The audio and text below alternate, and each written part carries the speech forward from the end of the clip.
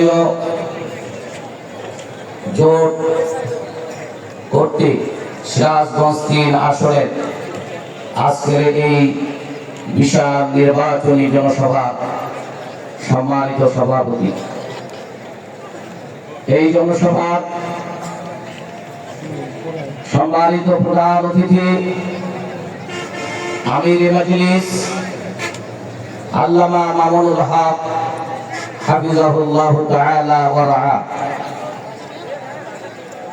এই মাহফিলের বিশেষ অতিথি সিরাজগঞ্জ ৩ আসন থেকে তারা বঞ্চিত করেছে।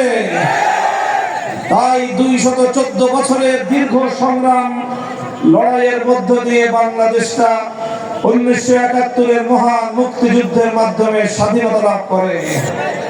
স্বাধীনতার পর বাংলার মানুষ এক বুক ভরা স্বপ্ন দেখেছিল, আশায় বুক বেঁধেছিল। এখন তো আর বিদেশি শাসক ইনশাআল্লাহ আল্লাহর সাহায্য সমাগত ইনশাআল্লাহ 11 দলীয় নির্বাচনী ঐক্যজোটের বিজয় অবশ্যই হবে। আল্লাহ পাক আমাদেরকে বিজয় দান করুন। বাংলাদেশের ভাগ্য